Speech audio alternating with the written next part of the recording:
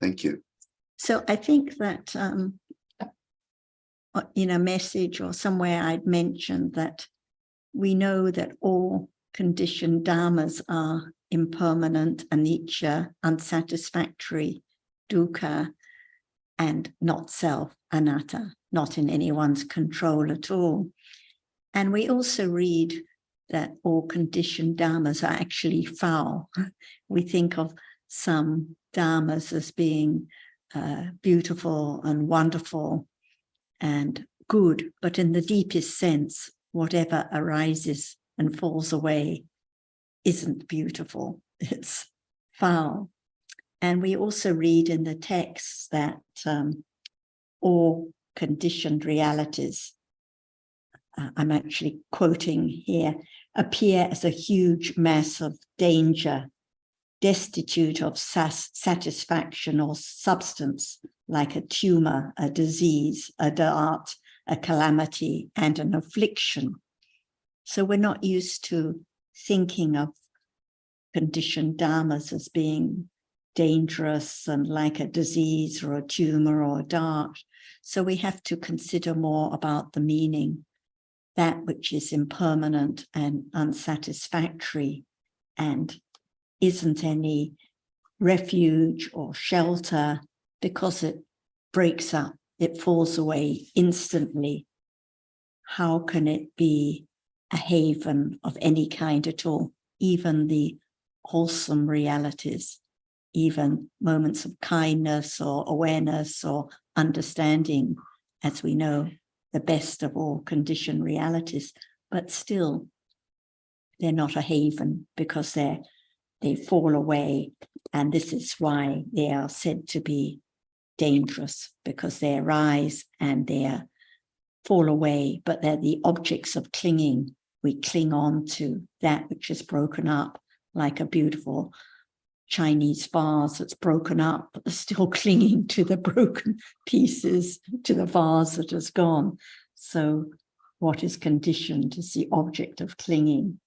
And when understanding develops on and on, there's more understanding of why whatever is conditioned is, again quoting, utterly destitute of any core or any satisfaction, and as nothing but danger.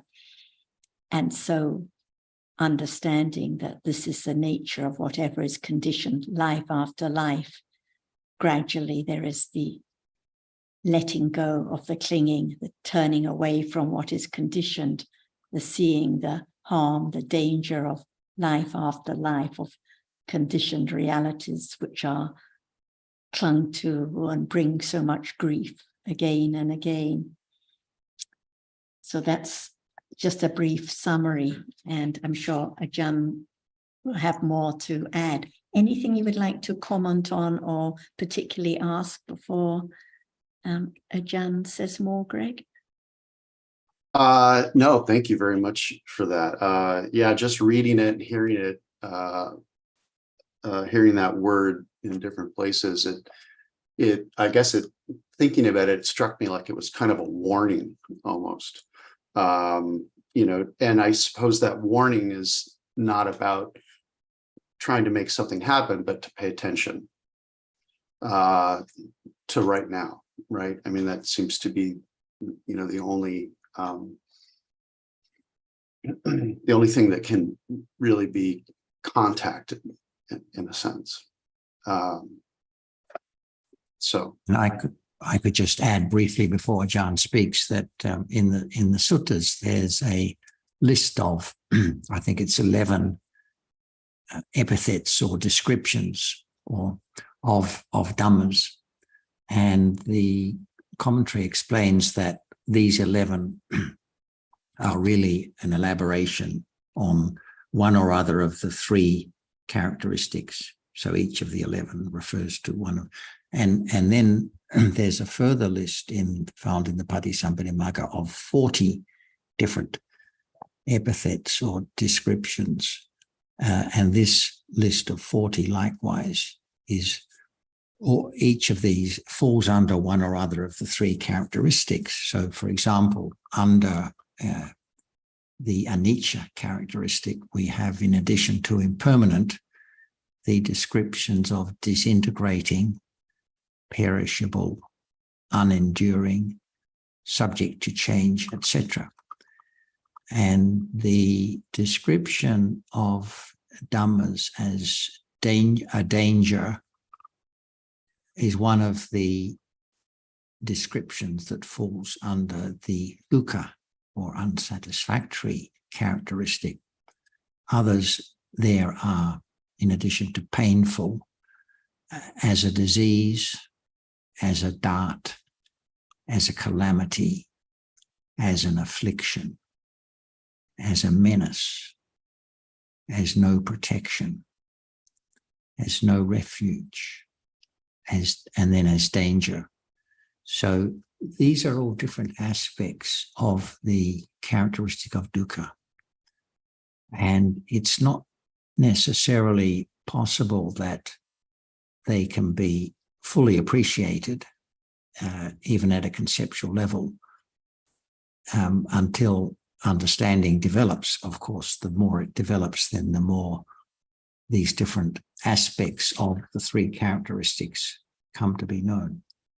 But they don't add anything to the three characteristics. They're just different aspects of the three characteristics that we find mentioned elsewhere: anicca, dukkha, anatta. So that's the context, anyway, of danger. Thank you. Thank you, Ajahn, if you're ready.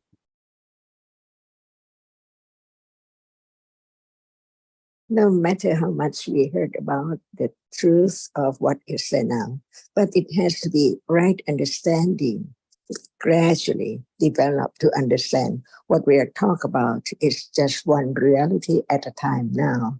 The arising and falling away of what is there is unknown, but it is, as Buddha had realized and taught, the truth of it to be understood in order to have understanding that what we take for permanent is not permanent. And it is just in split seconds, whatever arises falls away. What can be known is only the nimitta of a reality. That's why even that is not known as it is yet, until there is careful considering about the truth of each word. Whatever arises now, it's by condition only, and then gone. But what appears is so permanent. That's why understand the truth gradually, develop more understanding of the truth. And that is the way to realize the truth of Buddha had enlightened. So just understand how much ignorance is there. So in order to have less akusala, which have been accumulated on and on and on all the time, almost all the time, or we can say in every life, how much it is. And listening to the teaching, not just to understand the truth, but to let go akusala, the kilesa and on. Otherwise, if we do not see the danger of what is happening each day, killing and so on, how come no understanding of the truth that it is so ugly or very dangerous? It conditions the unwholesome result, unpleasant result. That's why in order to understand the truth of what is there, by themselves, no one can make it arise, only by condition. It can condition the moment of being friendly and understand what is right and what is wrong, and what is wholesome and what is unwholesome in a day. Otherwise, if there's no understanding of what is there in a day at all, as it is, everyone clings to the pleasant object with ignorance and on and on. That's why in order to listen to the truth, the point is to let go all kinds of unwholesomeness at moment of understanding what is what. Little by little, be truthful to the truth, that the absolute truth is the four Arya Satya, But now it's not known just as it is as no one and no self. That's why just learn to let go wrong understanding and ignorance so it can condition moments of more kusala to develop on and on, understand what is right and what is wrong, and develop the understanding of the truth in order to realize the truth, what for having no akusala at all at the end. And this is the point of listening to the truth. Otherwise, if it's wrong study, one can think that one is so smart or skillful in such and such, but the I is the core or the cause of our troubles in the world. That's why life goes on with understanding that what can be known is only what is there now in life from moment to moment, to understand the truth that actually what we take for people and things are just that which kusala or akusala or not kusala or not akusala at all. That's why just understanding gradually to let go ignorance which has been accumulated gradually from moment to moment, years and years ago. Then there can be the moment of kusala, free from taking that for permanent or for someone or some very serious situation, because what is there is just a moment, that's all. Learn to understand the truth in life, otherwise it's not understanding the Dhamma as we used to talk about it. All are Dhammas, so whatever in life appearing can be known as Dhamma, not anyone at all. And this is the point of listening, studying, understanding what is there gradually, not for I, but to understand the truth. Otherwise, there cannot be letting go all kinds of akusala. And finally, even all kinds of kusala, which are the cause for the arising and falling again and again of that which arises just to experience the object, arises just to experience the object and gone. See, nothing lasts at all. Is that true? Just having a little more understanding, and that understanding, the understanding is no one. It's gone, but it develops gradually to understand what is right and what is wrong, what is wholesome and what is unwholesome, and what is dangerous and what is not dangerous anymore. When nothing arises, how can there be any danger? But as whatever arises, the danger is that it's just the fire on the head. See, keep on arising and falling away and gone. No one at all, nothing at all. In truth.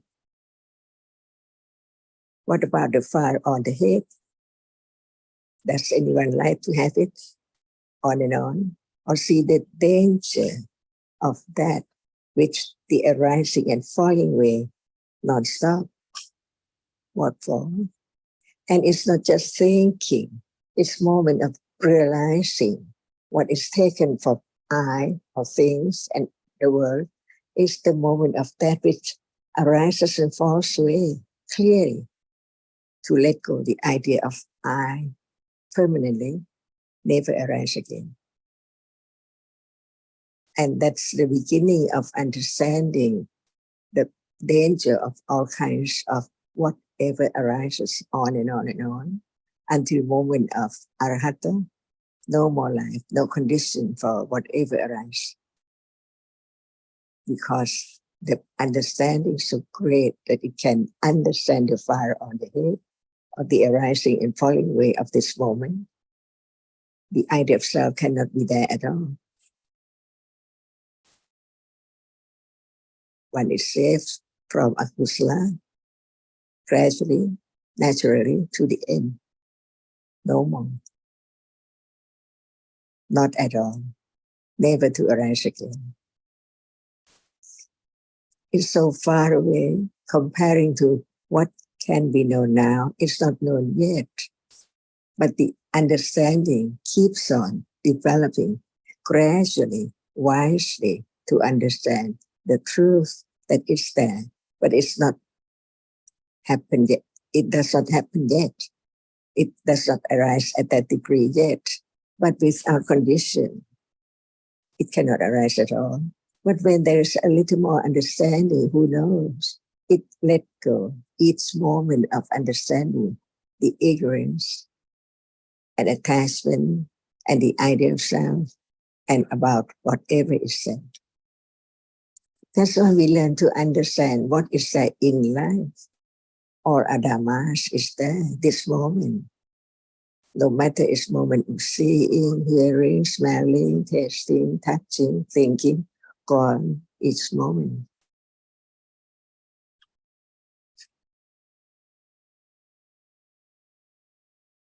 It's not easy to understand the truth as it is. It's so dangerous because the reality of our reality does not appear as it is yet.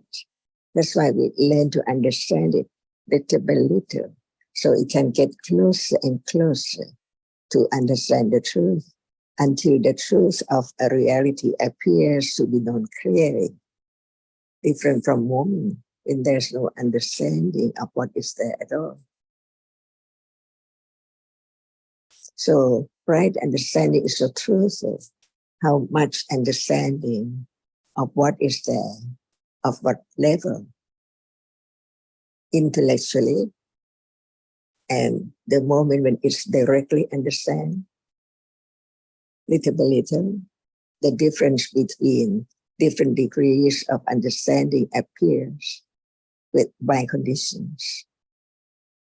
No expectation for any bodhisattva to realize the truth in what life, of what object, at what time. And that is anatta, letting go, even thinking about moment of enlightenment, a moment of clear understanding of what is there.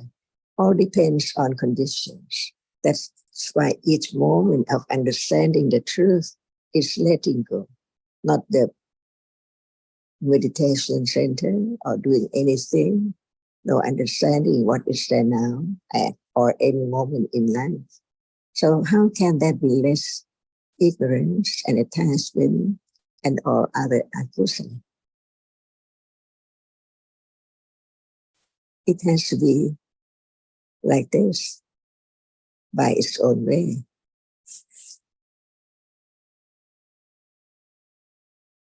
So now it's time to understand firmly about the truth, little by little. Life goes on by conditions. No matter what happened, right understanding can understand the truth of that moment. It's just a moment of such reality, conditions to arise and to appear. Then about so many realities are there unknown from life to life. So it's time to study, to develop understanding what is there. Even from hearing and considering is so very useful, because without hearing and considering what's right and what's wrong, what is true and what is untrue, it's impossible to understand the truth of what is there. Even one knows that today is not yesterday, is not tomorrow, but still no understanding of what is there at all. While it can be little by little understood, even just thinking about it is conditioned for further understanding and further considering of what is there as it is by conditions. And this is the only way, very subtle way, to understand the subtle reality, that it's so subtle. No one at all, nothing can be done, only different realities conditioned, like hearing, considering, conditioned understanding of the truth, again and again and again, until it is daily life. So now, whether it's daily life or not yet, or sometimes, some week, some month, some year, all depends on conditions.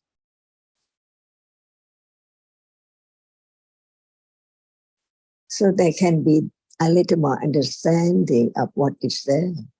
So it can be conditioned to let go that which is known before about the aspects, different aspects of different realities. For example, without learning about what is there at moment of seeing and understand what is meant by each word. For example, what appears is the at moment of seeing in Pali it is rupa yatana. See, not any kind of rupa, but only rupa yatana. What does it mean? If there's no understanding of what ayatana means. So it means the place or what together at that moment condition, the moment of seeing. Seeing what just the rupa which has impinged on the eyelids, not other rupa at all. That's why the other rupa is not rupa yatana, because it's not just there together with other reality to condition seeing just the moment of seeing. The eyelids, Chakkhayatana, and the Rupa Yatana, and Dhamma Yatana, Tetasika, arising together. See, in a moment of seeing, is that right? Just have a little more understanding of what is there in order to have conditions to let go naturally, subtly,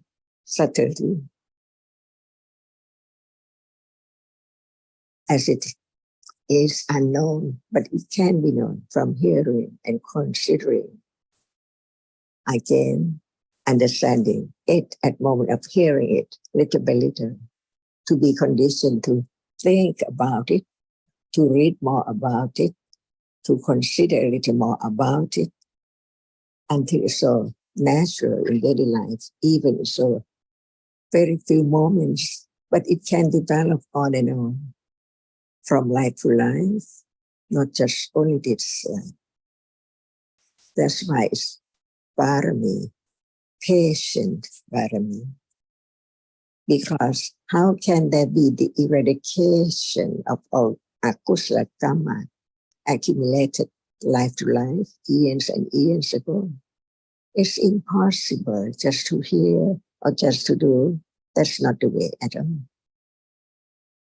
Only understanding the truth can let go ignorance and akusala, and at the end, even kusala. No condition for a moment of whatever arises anymore. The end of everything.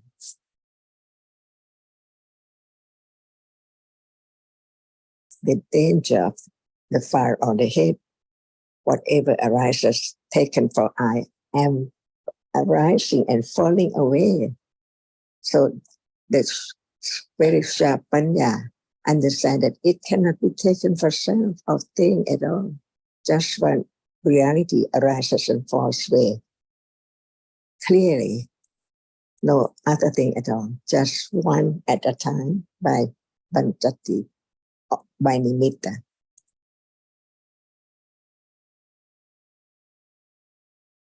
Just consider whether it's true or not. If it's true, it let go. So much clinging to any situation or event or feeling or whatever is there as the object.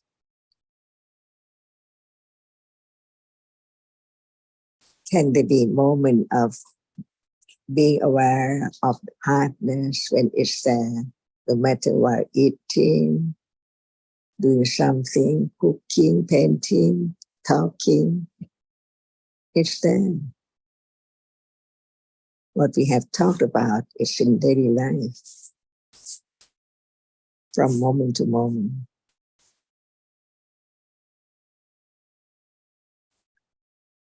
Until it begins to be daily life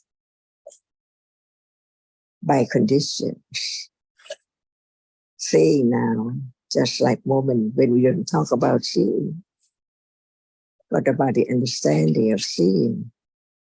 The reality which experiences it, and that which experience is taken for idea as something, but in truth, it's just that which can impinge on the ideas.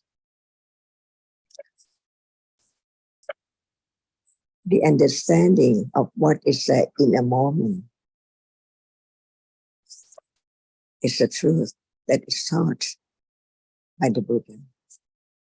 Sattha yatana, sota yatana,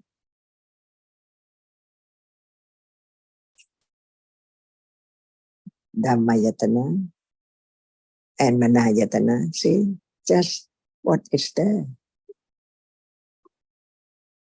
not in the book.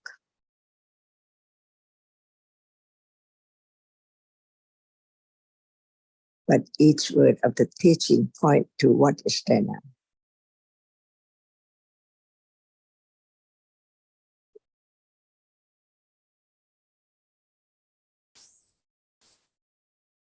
A little more confidence of the truth.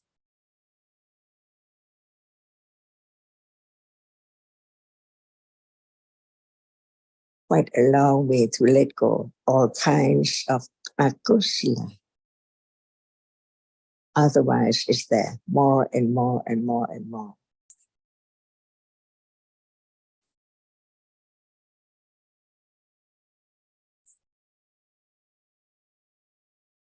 Just to elaborate on a couple of the details which Jan has been mentioning, Greg. Well, first of all, yes, the understanding has to gradually develop from beginning to understand what appears now. As you appreciate, if there's no understanding of what is seen now, the visible object, there can't be any understanding of the arising and falling away of that visible object and the unsatisfactoriness. There can be thinking about it, but not the direct understanding. And if there's not the direct understanding of the arising and falling away and unsatisfactoriness of the visible object, there cannot be the understanding, the direct understanding of the danger of it, just beginning to reflect wisely. So the understanding has to develop very gradually, but from beginning to reflect wisely to directly understanding, on and on and on. And as we read about in the text, it's always the nimitta of the conditioned realities that appears. So even when we read about the understanding of the danger of realities, it is, and we're talking about high levels of vipassana jnana, it's still the nimitta of the danger of the reality that appears, the nimitta of the impermanence of the realities. So whatever is experienced is by way of the nimitta, the sign, because countless visible objects are rising and falling away, but it is the sign of the visible object that appears. It is later on the sign of the arising and falling away when the object appears more and more clearly, and the sign of the danger of that impermanent reality. And the other detail Ajahn is mentioning or referring to, which you may not be so familiar with, is with regard to the ayatanas. So at this moment, there has to be the meeting or the association of various realities. For example, at a moment of seeing, as we know, the visible object must have impinged on the eye sense, not yet fallen away. And accompanying the citta, there must be the cetasikas arising together with it. There must be the contacting of the object, the attending to the object, the focusing on the object, and so on. So the ayatanas refer to the meeting of these different dhammas at this very moment, like the balancing on a point of a needle. And she mentioned the manayatana. Manayatana refers to any citta. So at each moment there is one citta arising, and it meets or associates with the object experience. For example, she mentioned the rupa ayatana. This is the visible object which the seeing experiences. So at those moments of seeing, there is the manayatana of seeing, the rupa ayatana, the visible object. And there's also the eye sense, there are also the cetasikas. So these are the ayatanas just for a moment and then fall away. At a moment of thinking, no visible object, no eye sense ayatanas. There is just the thinking ayatana, the manayatana at that moment, together with the cetasikas, which are dhammayatana, associating it together at that moment. So the ayatanas refer to the realities at this very moment that meet together. So the point is just to understand that these dhammas arise by their conditions, nothing there, no one there, and in fact, all gone like a mirage, an empty village, and so on, by the time there is any thinking about them. Do you have any questions or anything, any comments you'd like to make, Greg? No, not at this time, but thank you, Ajahn. Thank you, Sarah, very much.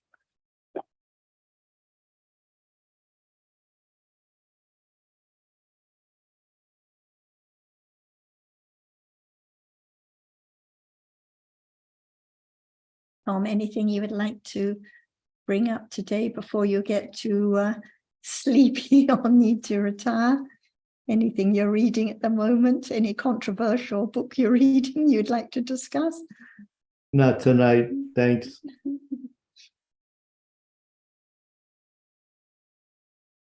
Alberto, do you have any topic or any comments you'd like to make?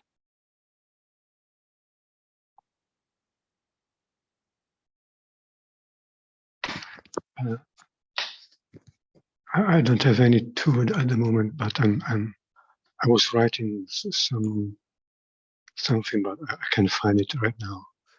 Give me 5 minutes, thank you.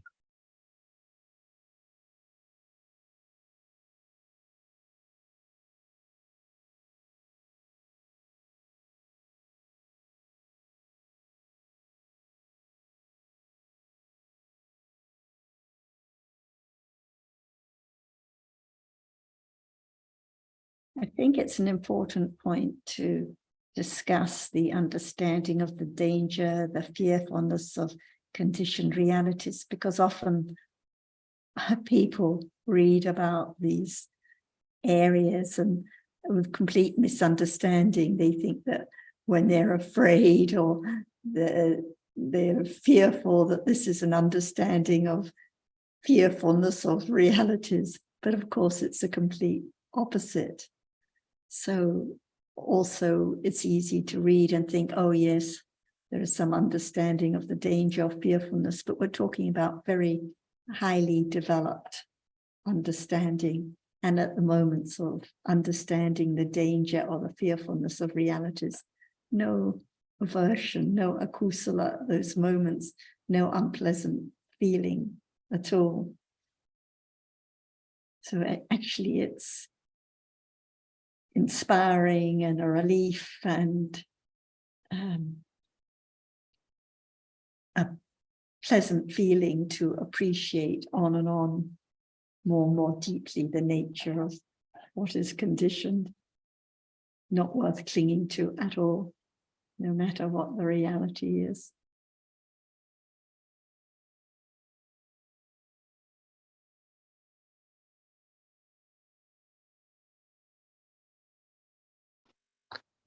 I was reading the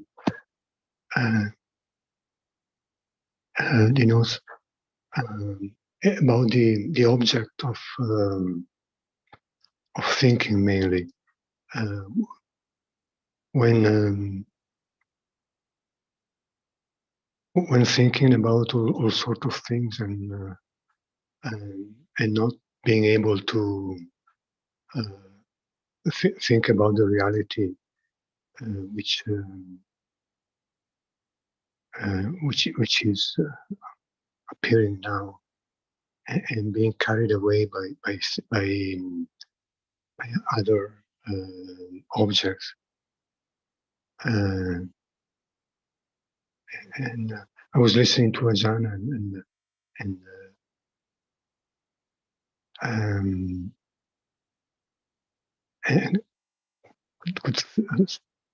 and when listening to Ajahn, there is the condition to let go. Hearing her talking about this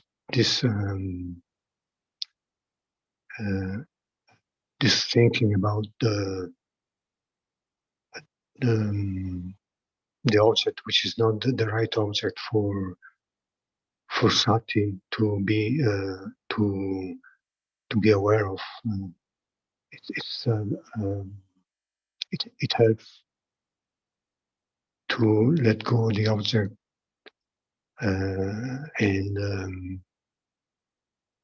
follow kind of her advice to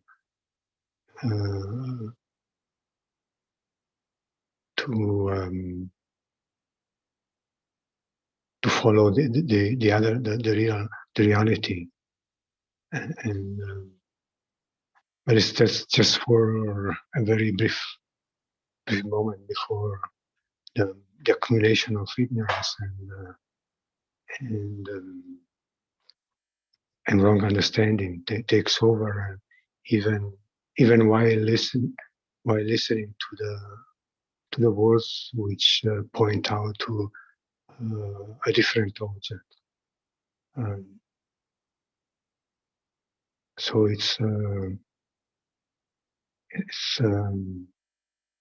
good to know about it's good to hear about the truth, because of the helps to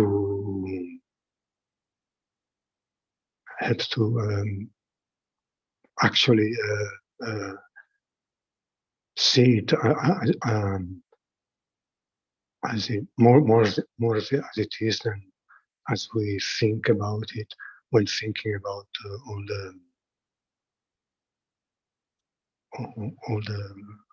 all our stories in life, and all our daily stories and daily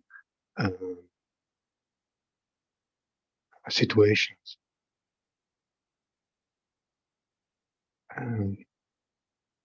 It's something we need to hear. It's something we need to listen to. And it's so gradual, but it's so effective, because it's so true, and it's something which never even thinking, even at intellectual level, it was never been thought before hearing the words, the right words, and the right person. So listen again and again, because of so much ignorance and so little understanding.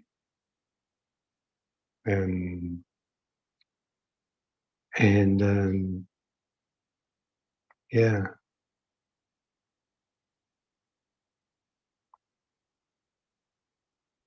And that's what we really need.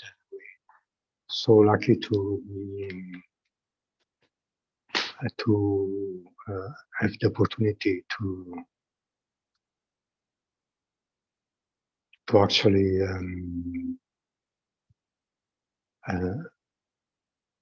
have the reality. These realities arising in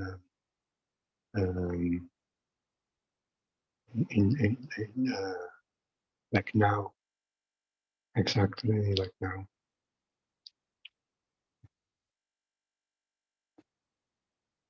And it's not by luck, but by conditions, of course. By conditions.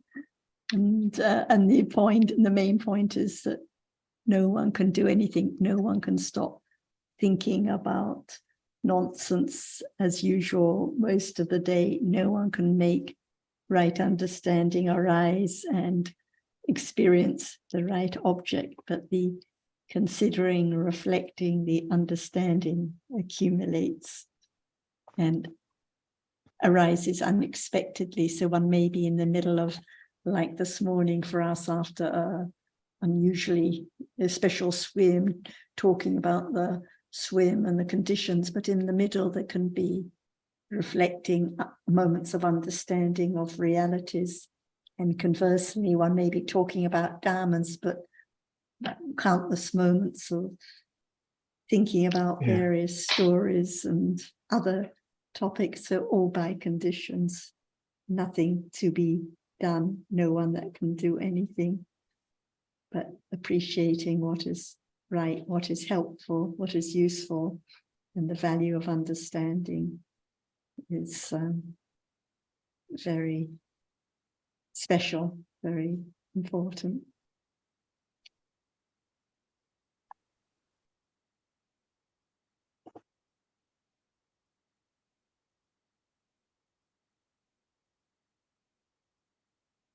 And The value. when just going to say, and when carried away by the stories or other objects, but it's gone. Is there, if there's thinking about it or regret or wishing it was otherwise, that's the reality now. Because no matter whether there was wise thinking or unwise thinking a moment ago, 5 minutes ago, yesterday, it's all completely gone. It always comes back to what about now? What about now? Just for a moment and then gone. And no matter whether the visible object is the object of wise attention or unwise attention, it's still dangerous. It's still a reality that falls away. And there's danger still far on one's head at each moment. Yeah, also the different perspective which we hear about the realities, like Ajahn was talking about the ayatana. It also helps for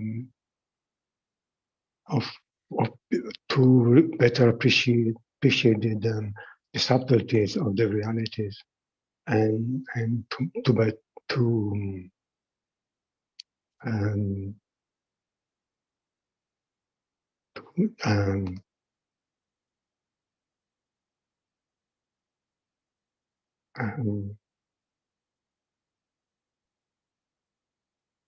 really see the difficulties of even thinking about it, even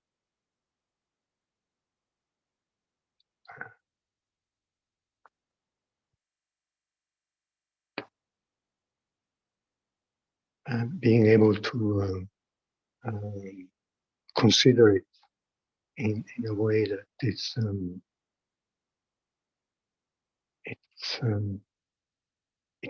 helps to understand it. So it's really helps another. It helps to have all this different explanation and this different words, and each word is it's a reality.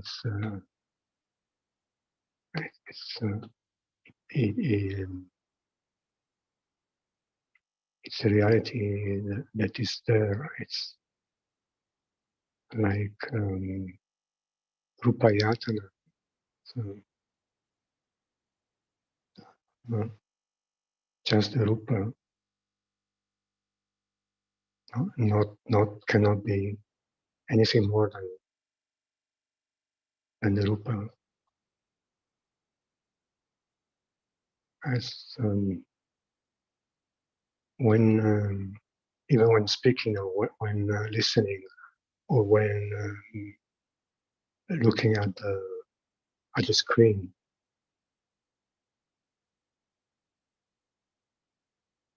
That's all there is.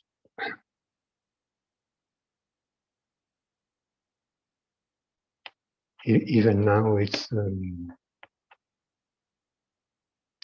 me, no Sarah, no Jan, no Greg, no one really, but through Payatana and other Ayatanas too, of course.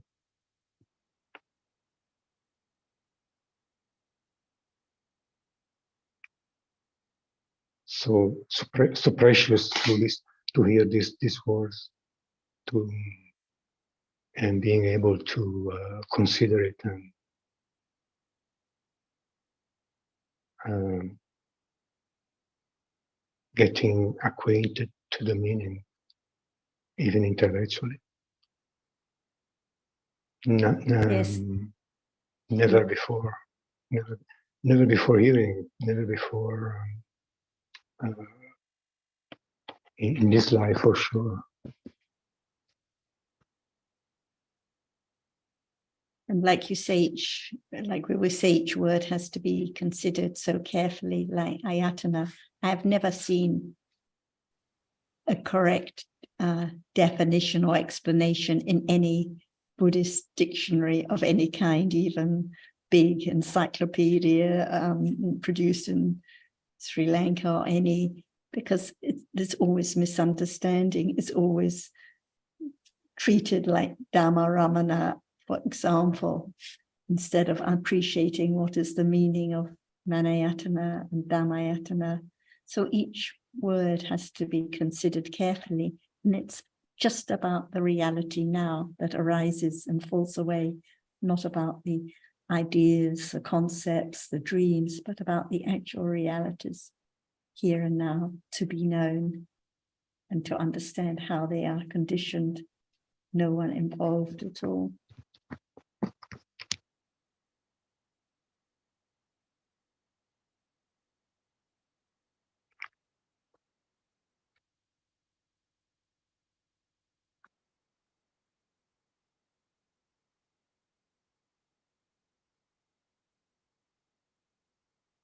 So is this moment, ayatana, just one moment, all are ayatana, vitaka, and whatever, sanya, yatana, and so on are there. Even if we just say Dhammayatana, see, but it includes all kinds of Dhamma which is there together, meeting together. In a moment, that's why when we talk about a moment, we don't just talk about the word a moment, but what are they? They are all ayatana. They cannot be absent, otherwise they cannot be just moment of seeing, moment of hearing, moment of thinking. All are there as ayatana. No one thing. Now, anytime. That's the understanding of what is meant by ayatana, not just in word, but it's there now.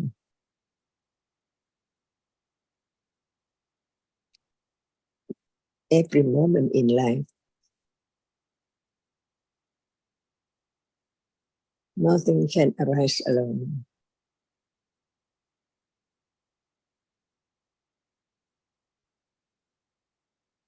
And following instantly, what about the moment of directly experiencing that? Danger, great danger or not, no one can stop the way it is. What is that just arise and falls away instantly by nimitta. And now it's just like we are talking about, but understanding is not enough to begin to understand directly of a reality right now. That's why we have to hear a lot on and on and on. to condition the understanding of the difference between intellectual understanding, which is there at moment of direct understanding, aware of a reality, just as we heard.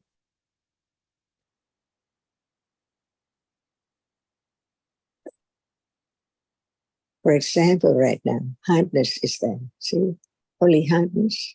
But the reality which experiences it is not known yet, but it's there all the time, each moment, until we talk about it little by little, to be acquainted to that which arises all the time, no matter what appears.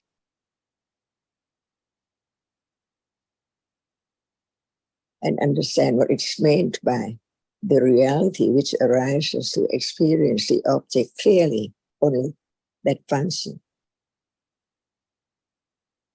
It cannot like or dislike at all. So different realities have different nature, different appearance, different quality, different function. All are there, no one. Arising and falling away, see how dangerous it is. Like the fire is there. What about we now are on fire? The fire of arising and falling away.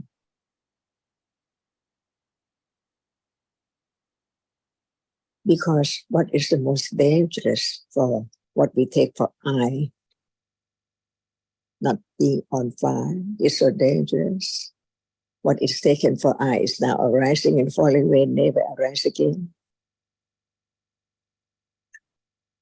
If Vanya is of that degree, how can there be the letting go or eradicating that idea of self or something there? Because it cannot be anything when it just appears only one quality or characteristic.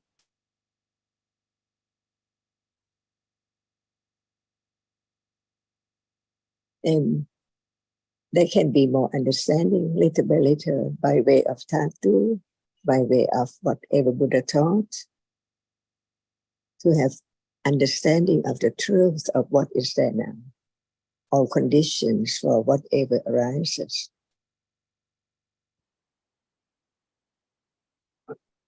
To begin to see that life is just the moment of what arises and falls away by conditions.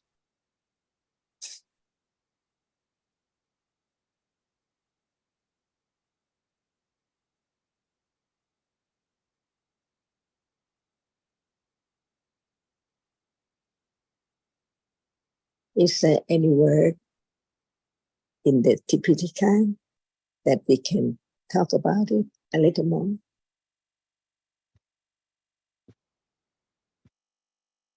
The path, see, what is the path? The path to what? To let go of unwholesomeness or what? Or just want to understand it, wanting, craving to have such understanding of what which is hidden, or to understand that it's there as no one and no thing at all. What is there in the Tipitaka? Just talk about the details of what is there right now as it is.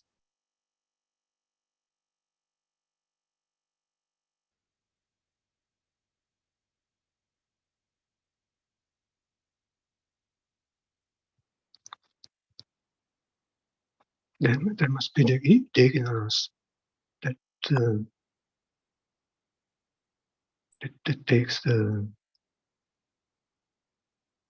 wrong path, that takes the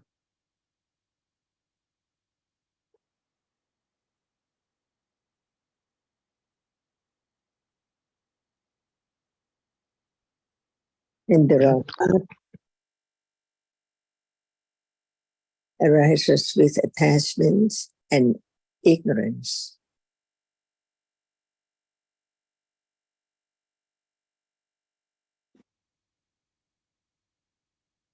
The second truth, noble truth.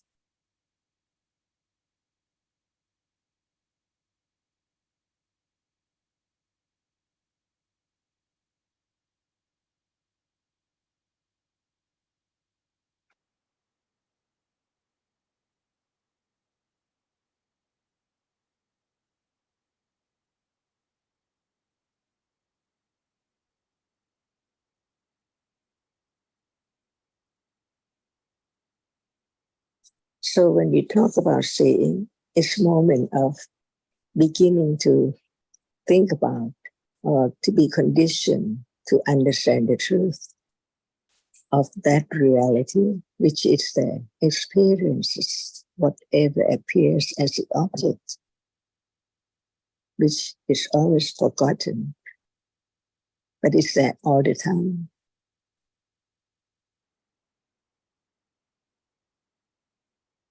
And the words of the teaching, understanding, getting closer to understand what is there no matter when, must be that which experiences the object which appears.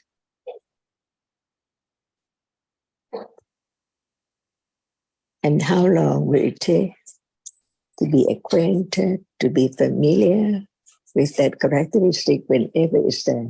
Instantly by conditions. Even thinking is conditioned. Usually thinking about something else, but not that which is there as a chief of whatever is there.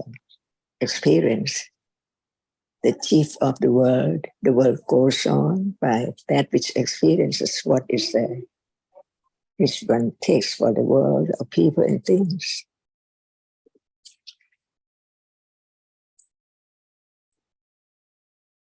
Without such understanding of the truth of it, how can there be Citta-nupassana Satipatthana?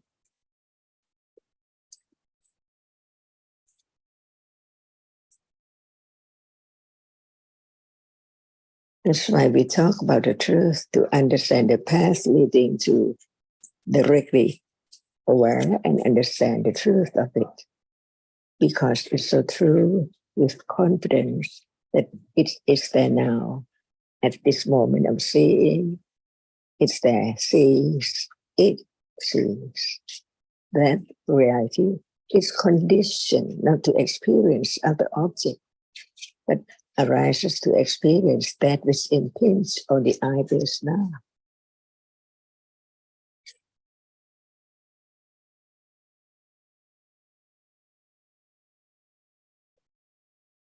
That's why each word of the truth reminds to think about the truth.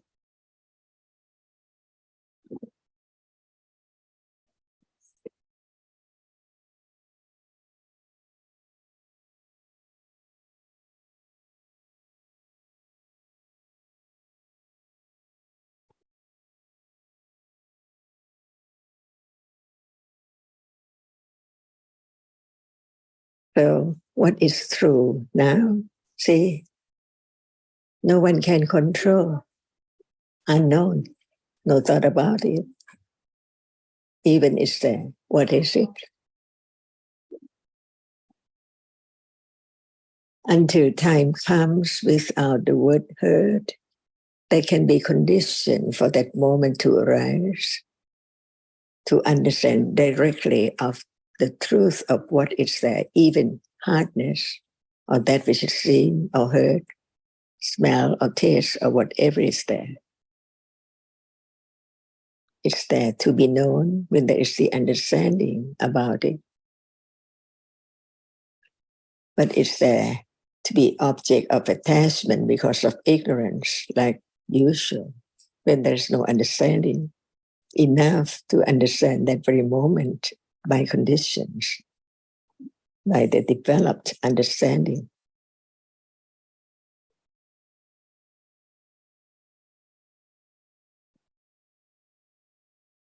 Are we now talking about Paccaya too? But not in details yet.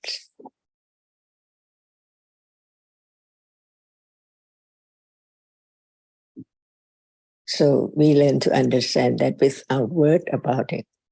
Like seeing is different by the object because of different condition to experience pleasant object or unpleasant object. One Paccaya see.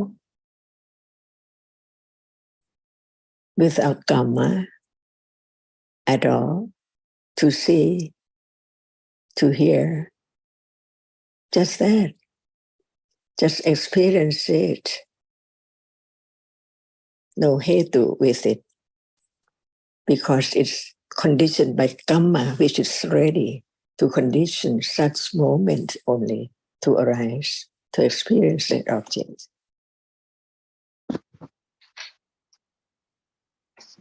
So we can talk when we learn about the truth and consider carefully the meaning of it, just about what is said now.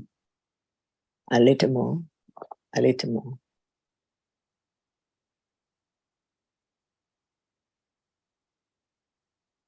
And this is the only way to let go ignorance and attachment and wrong understanding and wrong path.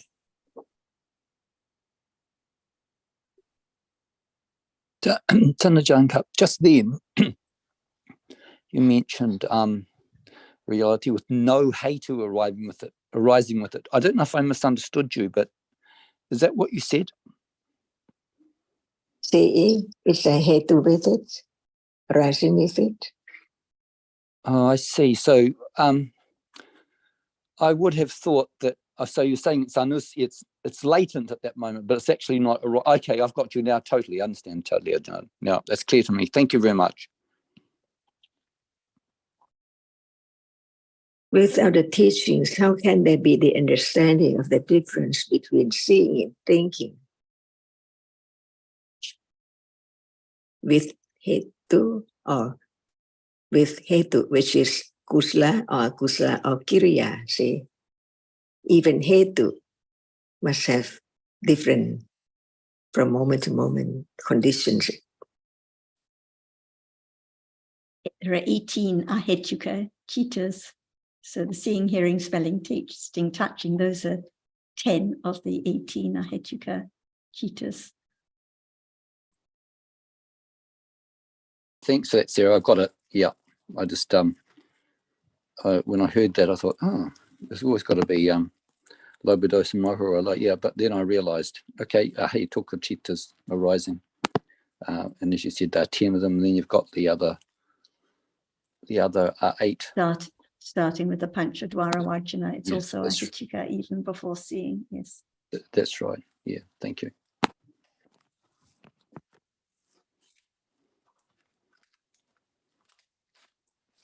And that's the truth in the book. What about thinking that karma condition what in the day to understand moments which are the result of karma, which cannot arise with any hetu because it's so short. Just experience that which impinge on the eye base or the ear base, and that appears so shortly and then gone. No time for hetu. Because karma condition, just moment to see, to hear, pleasant, unpleasant by kusala karma or akusala karma, just a moment of seeing, and the moments after it, sampatichana and santarina, see, experience that object, just a moment of seeing is not enough.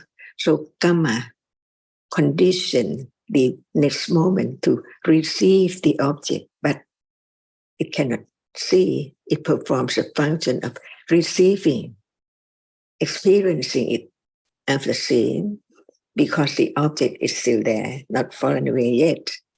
And that is enough, just receiving the object. But another moment, experience more, not just receive. And that is the last vipaka, the result of karma, that produce the moment of seeing and sampatichana and santarina. Only that. And the accumulation of kusala and kusala eons and eons ago, ready to come out to experience that object. But it needs another moment to make way for it to arise, because the vipaka cannot make that to arise at all, because it experiences the object. That's why there is protapana, or that which we think of its function is just to make way for kusala or akusala to arise for those who are not arahata. See, different function, different characteristic now, so very fast. so rapidly, who knows? So what appears is only the nimitta of seeing, but understanding how karma condition what citta to arise without hetu, just experience the object. You know, I found that helpful, Tongue John. Thank you. So that obviously, when there is vipaka chitta or kiriya chitta, there cannot be any hetu. No, I appreciate that, Tongue John. Thank you. But we have to understand the function too of each cetasika and citta. Why is not karma? Why is kiriya? And why is kusala and akusala? Different ones by different conditions. To let go wrong understanding even at the intellectual level. Otherwise, how can there be the letting go of that which appears as so permanent?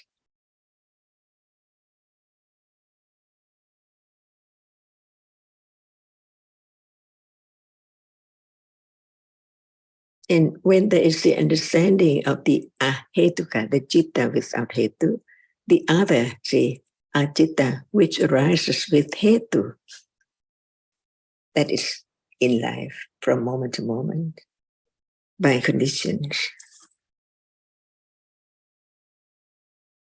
And it's not all vipaka chittas and all kiriya chittas which are ahetuka. For example, in this realm, in deep sleep, the bhavanga chittas are hetuka. They have roots, even though they are vipaka chittas, or even now in between the different sense door, mind door processes. The bhavanga chittas are vipaka, but they have roots. But in the animal realms, no roots, they are ahetuka. So we have to consider each citta, and the same with the kiriya chittas, like the kiriya chittas of the arahats have sobhana roots. So we have to consider each one. So 15 kinds of vipaka citta are ahetuka, 7 are kusala and 8 kusala, and 3 kinds of kiriya citta are ahetuka.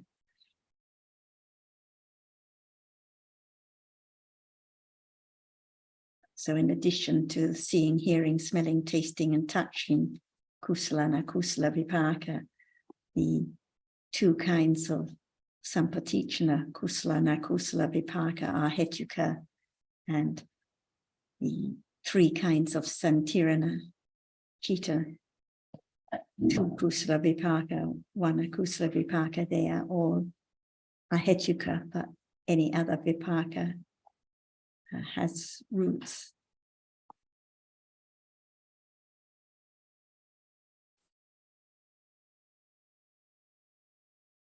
And there can be the understanding of vipaka in daily life, see, that can be known in the day. Otherwise, just blame this and that, but actually, all our dhammas conditioned to be the result or the head, the cause.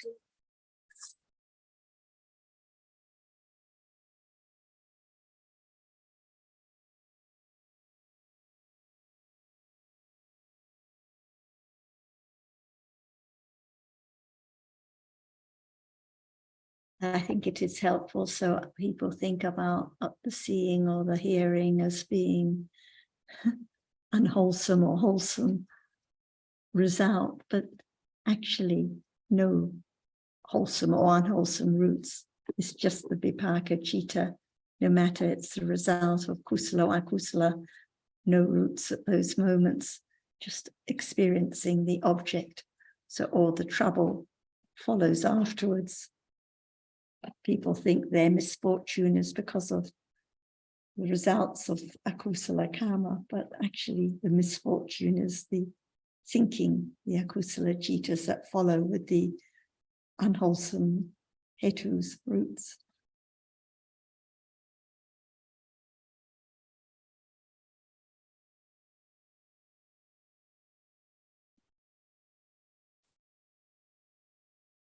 To study Dhamma is not just to remember the words, but to understand what is there in life. Otherwise, they cannot be letting go the idea of self at all. It has to develop gradually, little by little, by different degrees, different stages of understanding.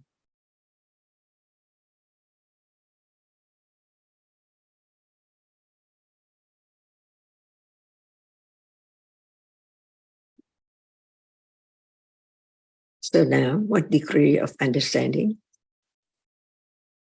Only right understanding can understand.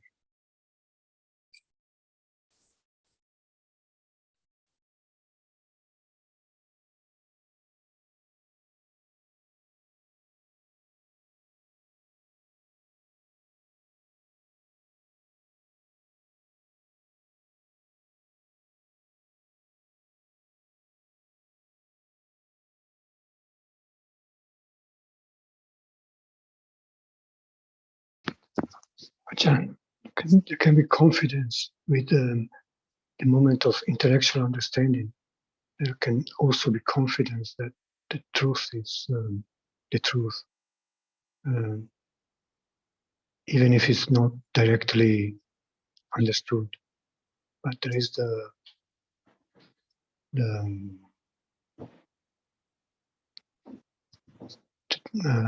understanding that it is truth, because it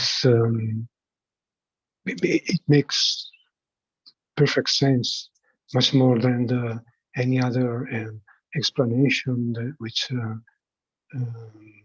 scientists or any other religion can give. I think even intellectual understanding can be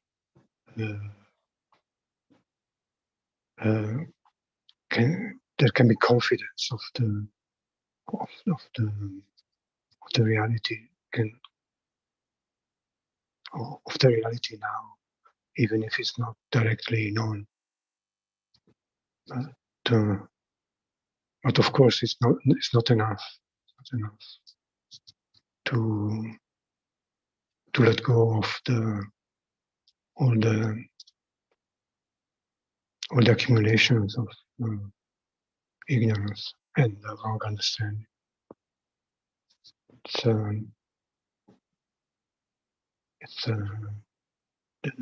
the level which we are now in.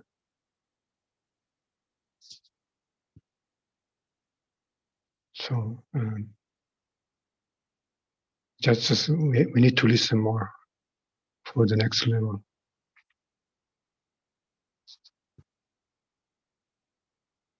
Never enough. Right.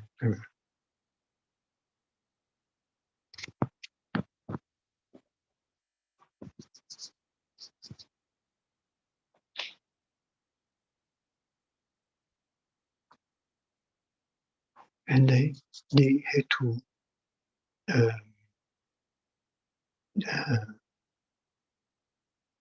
I remember you once talk about upati and nibati, but I think it's different explanation because of the hetu arise as has been explained. That's why we learn more whether the hetu, can the hetu be vipaka? Can it be kusala, akusala, or kiriya? See, different kinds of hetu.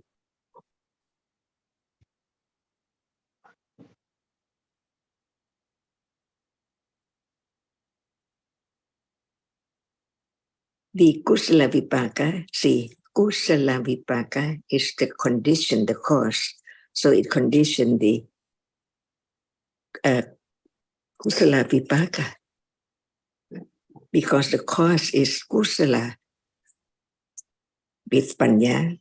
So when it conditioned its result, the result of it is the kusala with panya.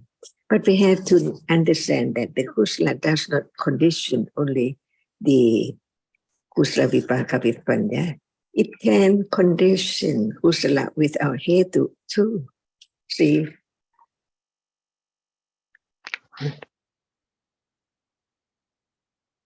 Like seeing and Right. hearing, Yes. right? That's why the more understanding of the truth one can see how subtle it is. But what appears is just so short, not being able to understand it instantly because it's gone. That's why we learn that there are different levels of understanding. Pariyata means very skillful to the understanding of what is taught about what is the now in life. And it's the base, the foundation to understand anatta until there can be moment of right understanding develop to understand this. For example, some cetasikas like attachment or aversion when it appears. But that which does not appear is there. For example, the citta itself, citta alone, not talking about the hetu or the cetasikas. It's there to be known as it is, not all those cetasika. See, so much to learn little by little. And what about sanya? It's there all the time. But is there any moment thinking about it as just a reality? That's why Panya develops on and on and on until it can begin to understand what appears as it is, little by little, until it appears clearly and so on, stage by stage. But if there's no understanding at all, for example, what is there now?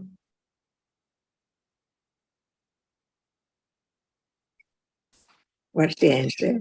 See, not the word. But what about the understanding of moment, which is as what is there now?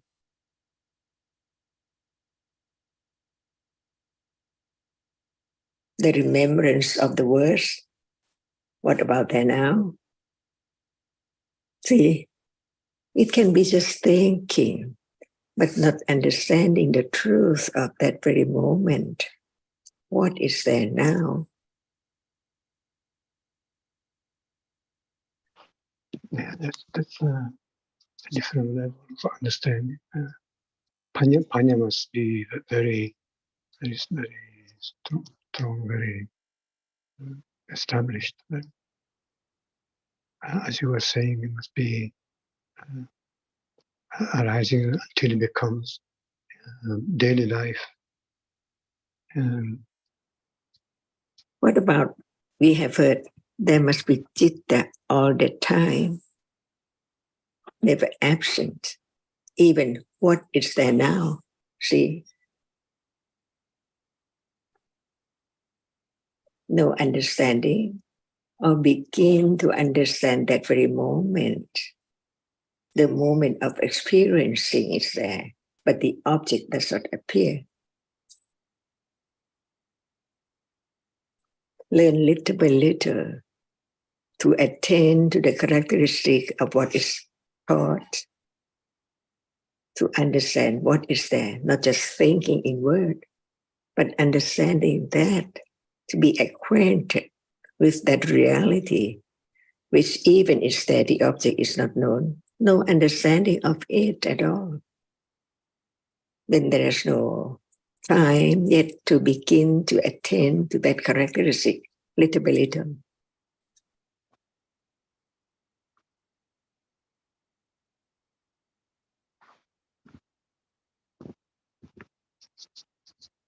Can it be nothing now? Or is there? No idea about it's something which is not known because it's there now. That's why just learn to understand carefully about what is there, little by little. And at moment of considering the truth, no one there at all. But there are conditions for that moment to arise, to think, to consider the truth.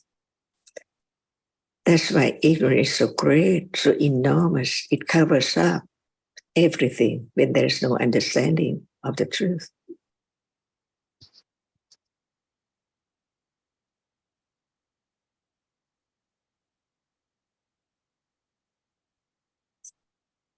So now, what is that?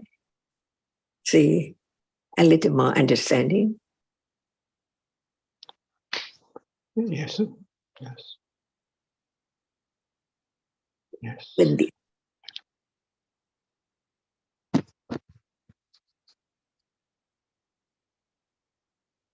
Just a little bit, tiny, very tiny. Otherwise, it's not the understanding of the difference between prayati and patipati. Without a very wise understanding of the words of teaching about everything now, there cannot be the moment of beginning to understand what is there. Even intellectually, it can develop to the moment when it begins to attend to that which is there now, little by little. No word about whether it's what and what, but it must be the reality which experiences the object. Not there yet. See, it's there all the time. Whether it's known or not known, it's there. No one can stop the arising of the citta, the chief of experiencing. When the object which is experienced does not show up, it's time for it. No thing at all, nothing at all. But that is moment of experiencing, unknown, that it experiences. But since it's there, it experiences, it shows up, but no understanding. That's why we talk about bhavanga and on for the process and so on. That's why even intellectual understanding has to understand the higher understanding too. How come? And what is a little more understanding about it to condition moment of directly understanding it when it's there. For example, what is there? Now, no need to use this word or anything. By conditions, what is heard now develops on and on until it begins to understand the truth of the object directly, little by little. Who knows what would be that object because it hasn't come yet, it hasn't arisen yet. That's why all dhammas are anatta. Even next moment, who knows? But it's there. So it can be known only when it appears as now. That's why they would be more careful considering about what is there little by little and understanding how much or how great or how enormous ignorance is there. Covers up the truth of what is there, not to be known, until the understanding of what is there begin little by little. Be truthful to the moment, just now hearing about what is there. But it's not the moment of beginning with direct awareness to understanding it yet. Even the confidence of it, is it strong enough to understand that no matter when and where and what, it's there.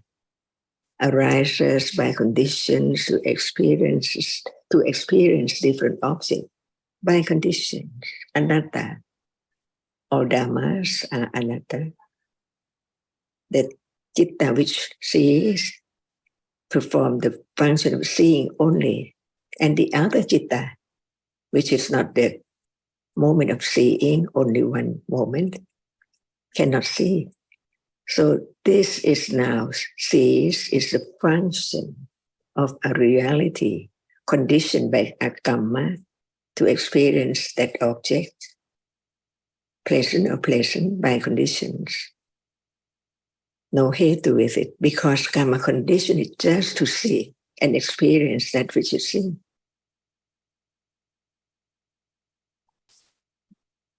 And the accumulation of akusala, attachment, aversion, or whatever right understanding are there ready to experience that object when time comes, not as vipaka, but as kusala and akusala for those who are not arahata.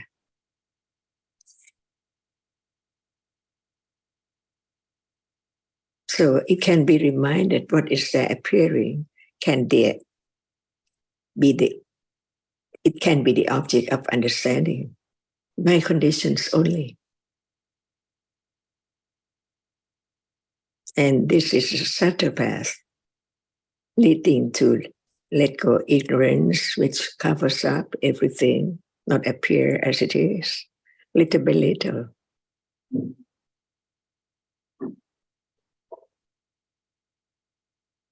Until it's strong enough of its degree, different degrees.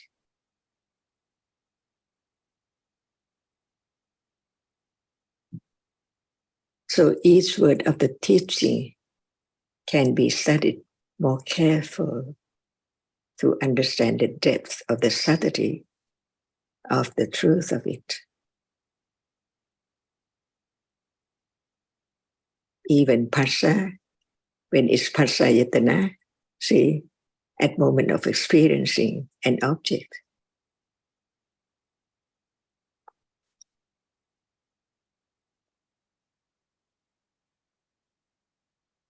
Yes, I was going to add, Alberto, I think that, as you say, the confidence develops with the intellectual understanding, but it can never be the same as the confidence with the direct understanding that is so firm that there is less and less doubt, less and less wrong trying or idea of anyone doing anything. So while it is just intellectual understanding, there's bound to be doubt again and again. So it has to develop to be firmer and firmer. And that can only be with the direct understanding of what appears now.